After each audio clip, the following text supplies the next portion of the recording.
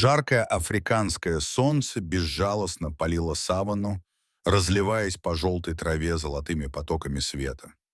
Влажный воздух дрожал над землей, будто сама саванна дышала. Вдалеке мерцал мираж. Идущие по равнине силуэты жирафов казались призраками. Среди них под защитой могучего стада шагал маленький детеныш жирафа. Он только недавно научился уверенно держаться на ногах и с интересом исследовал окружающий мир. Жирафы неспешно двигались по знакомому маршруту от одного источника воды к другому. Они были осторожны, внимательно слушали каждый звук, улавливали малейшие колебания земли. Матриарх, старая опытная самка с длинной шеей, вела стадо с чувством глубокой ответственности.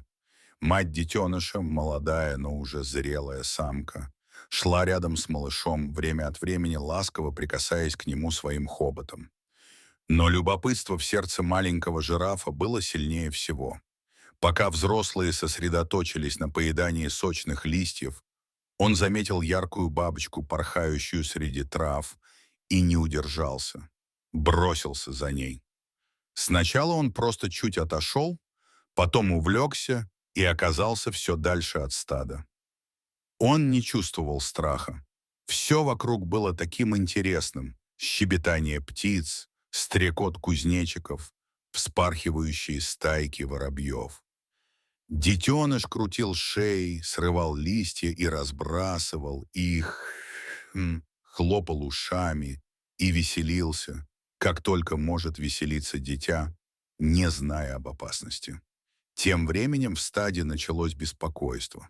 Мать малыша подняла голову, огляделась и позвала его. Ответа не последовало. Она позвала снова, на этот раз громче и настойчивее. Другие взрослые насторожились. Матриарх подошла ближе, прижала уши и вытянула шею, улавливая запахи. В воздухе чувствовалась тревога. Тем временем детеныш жирафа, оказавшись в незнакомой части саванны, начал замечать изменения. Трава становилась выше, теней становилось меньше. Звуки вокруг стихли. Даже стрекотание насекомых как будто исчезло. Детеныш остановился, приподнял голову и замер. Его инстинкты еще слабые, но настоящие подсказывали. Нужно быть осторожным. И тут он заметил движение. Из травы начали выплывать львы. Они шли медленно, грациозно и уверенно. Прайд был большой. 8 взрослых особей, идущих слаженно, словно единое существо. Их глаза сияли. Они уже предвкушали легкую добычу. Малыш замер. Страх пробрался в сердце, но не парализовал его.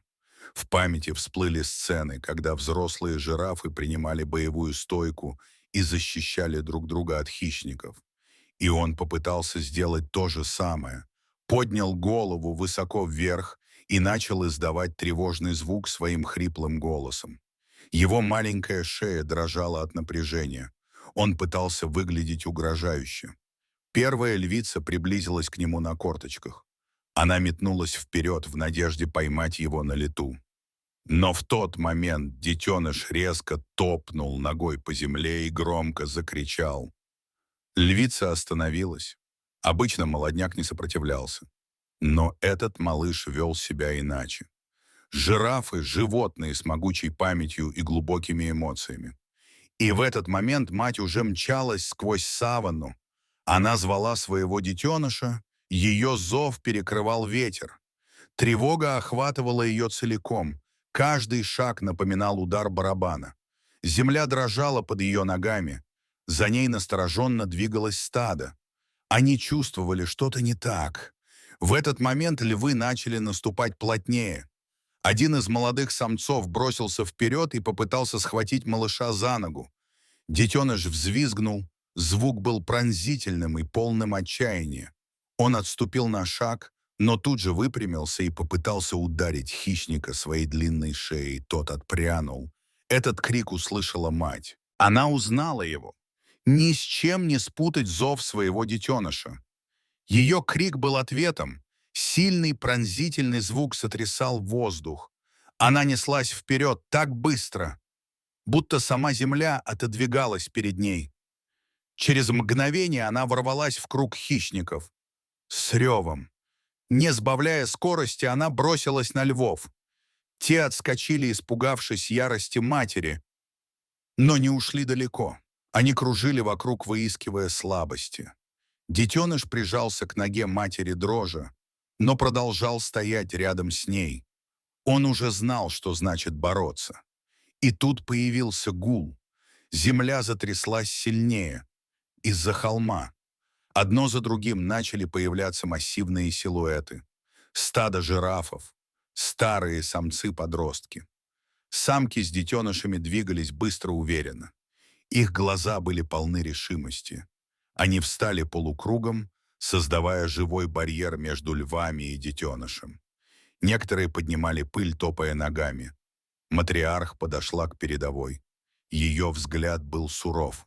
Она медленно качнулась из стороны в сторону, угрожая хищникам. Львы колебались, их добыча ускользала, но голод давил на них. Они делали ложные выпады, но уже не с прежней уверенностью. И именно в этот момент послышался новый звук. Гул моторов. Из кустов выехали джипы рейнджеров национального парка. Люди были одеты в выцветшую форму, их движения были осторожными, выверенными. Они знали, здесь нельзя делать резких движений. Они выключили моторы, наблюдая за ситуацией.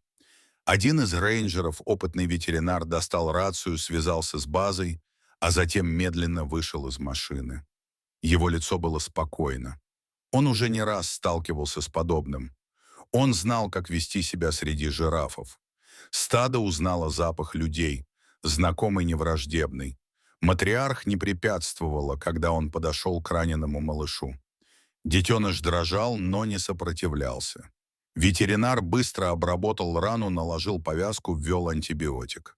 Все это время мать стояла рядом, касаясь малыша своим хоботом, словно давая понять: «Все хорошо, ты в безопасности». Когда рейнджеры уехали, жирафы еще долго стояли на месте. Только когда солнце начало клониться к горизонту, стадо вновь двинулось в путь.